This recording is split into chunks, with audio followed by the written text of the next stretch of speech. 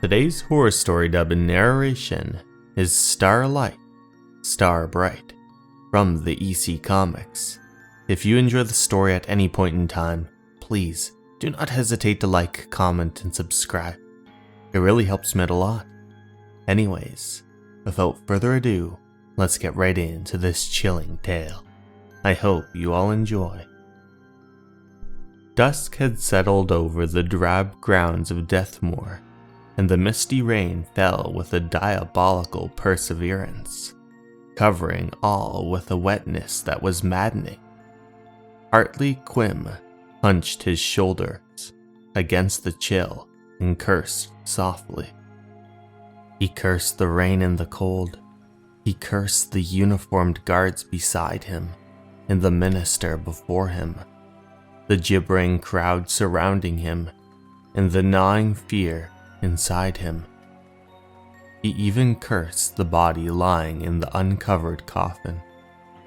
From behind him, a figure darted to the coffin and playfully fingered the face of the corpse. No one made a move to stop him. Hartley Quim was horrified to the point of nausea. The figure scurried back to the crowd. The minister spoke on, uninterrupted, and Hartley Quim lowered his gaze to the quivering mud puddles. "Bit of a shock, eh, Governor?" Hartley Quim turned to look at the stern-faced guard who had addressed him. "Lord, yes, that was horrible." "Hey, but it's important. You'll see, after you've been here a bit." Another figure crept to the coffin. He gazed curiously at the body, his eyes saddened. Then, impulsively, he slapped the corpse across the cheek. "Good heavens, did you see that?" "Aye, we let them do that. A funeral is a treat to these poor souls, and it helps us to control them. We use it as a means to enforce discipline." Hartley Quim began to waver. He swore at himself for ever having accepted the position of master of Deathmoor Asylum if he hadn't needed the money. "Discipline?" "Hey, Governor, if the inmates don't behave themselves, we don't let them attend the next funeral. It's about the only way we can control them, understaffed as we are." The coffin had at last been covered, yet a few of the inmates ran forward to lift the lid slightly and peer inquisitively inside. Then, the coffin was lowered into the ground. "Thank God it's over." I guess you're a bit hungry, not having a bite to eat since you arrived this afternoon. Well, we'll soon fix that." The thought of food had never entered Hartley's mind, but he walked with the guards to the mess hall, which seated both inmates and custodians alike. "Ye must understand, sir, the inmates aren't insane. For the most part, they're merely childish. They just act and think like little kids." "What happened to the master who preceded me?" "Oh, him. Poor soul. The inmates killed him when he tried to take away all their funeral privileges." Hartley Quim nervously lifted the fork and speared a choice piece of steak. He was about to place it in his mouth when his gaze drifted out over the table. His hand trembled. 100 glaring eyes burned into his. 100 hate-filled eyes watched his every move. Suddenly, he saw the slovenly food they were eating. He glanced at the juicy, tender morsels of steak on his fork, and then looked again into their venomous eyes. The fork clattered to the table as he rose unsteadily to his feet. I'm not very hungry. If You'll excuse me. I think I'll go to my room. Well, alright, Governor. Mind if I take your steak? Hartley Quim hurried from the mess hall as fast as his wobbling legs would carry him and climbed the rickety stairs to his room. Once inside, he bolted the flimsy lock and leaned heavily against the door. They hate me. I could tell. They want to kill me too. They hate me. He threw himself onto the bed, gazed tiredly through the skylight at the sky. The rain had stopped, and he dozed. Suddenly, he was awakened by the grasping of many hands. He felt a cloth being roughly shoved into his mouth. His eyes bugged open and beheld a sight that froze his heartbeat. A dozen inmates surrounded his bed, fiendishly tying him with stout ropes. In horror, he felt them lift him from the bed and carry him from the building. Quietly, they moved across the cobblestone courtyard in the shadows, past other buildings. They reached their destination, the carpentry shop. As he was carried inside, he sensed a multitude of people, and he craned his neck this way and that, the better to see. In the dim light, his eyes fell upon an open coffin. A sound gurgled in his throat. He tried to get free. He squirmed and twisted, but he was lifted and then placed in the coffin. His body gave an involuntary shudder of revulsion and tears rolled freely from his eyes. He heard the shuffling of many feet, the whisper of cloth rustling against cloth, and the soft sobs of sorrow.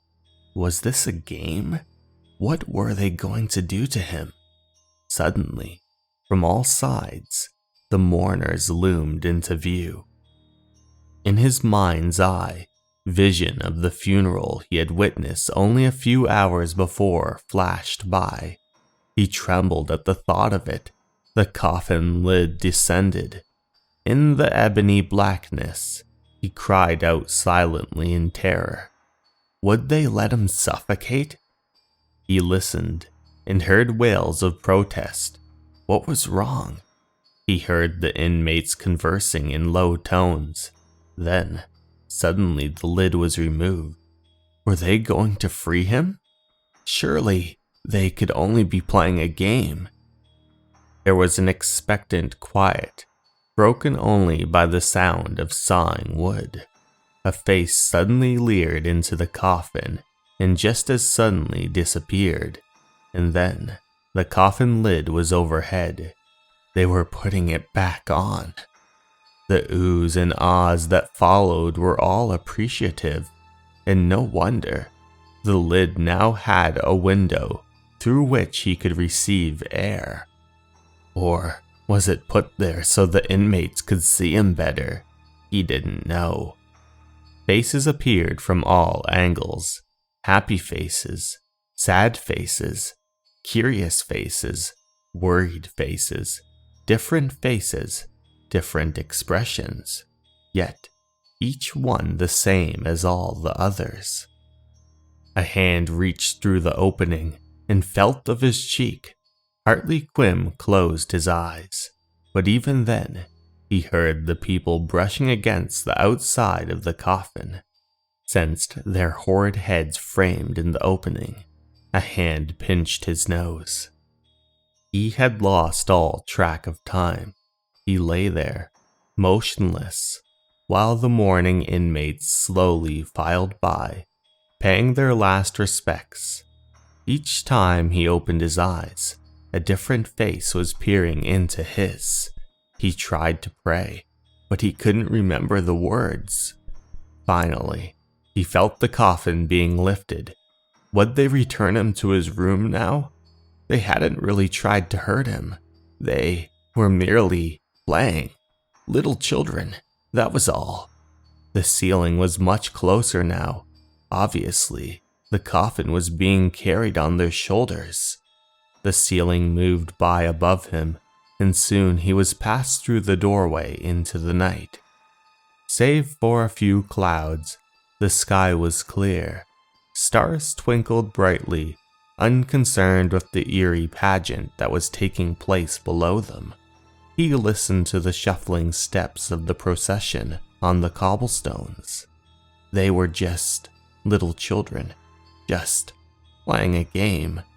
They were probably bringing him back to his room. He saw the top of the yard building pass slowly by above him. Wasn't that his building? It disappeared from view. Again, there was nothing but the star-filled sky above him. That couldn't have been the building where his room was. He looked again at the sky. Clouds were forming. Starlight, star bright.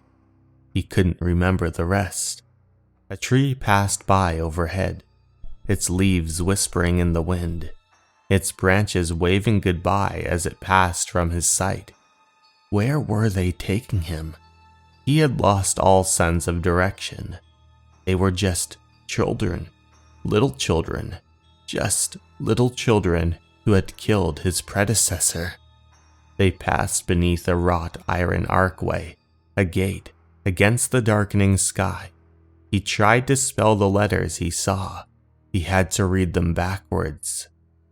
C-E-M. Hartley Quim's heart pounded till he thought it would burst through his chest. Were they really serious? Had they forgotten he wasn't a real corpse? They wouldn't bury him alive. They? He felt himself being lowered to the ground. A moment later, he heard the unmistakable sound of shovels digging into the rain-soaked earth. The realization undermined his last vestige of self-control, and he fainted. Hartley Quim opened his eyes and sat up in bed. Drops of rain from a leak in the skylight hit his face. He untangled his legs from the mass of twisted sheets, pulled the choking bedcloths from his mouth, and heaved a sigh. He wiped the perspiration from his head and gave fervent thanks that it had only been a horrible nightmare. He lay back on the pillow, relaxed. Hartley Quim smiled softly, every fiber of his being tingling with relief. He looked up through the skylight at the winking stars and imagined them to be relieved for him too. He recited the poem, Starlight, Star Bright, and this time he knew all the words. He closed his eyes momentarily and made a wish, and when he opened his eyes again, a face was grinning down at him. Startled, Hartley Quim tried to leap up, but he found he could not move. He tried to yell, to scream, but couldn't. The face disappeared, and then a shovelful of dirt hit him flush in the face.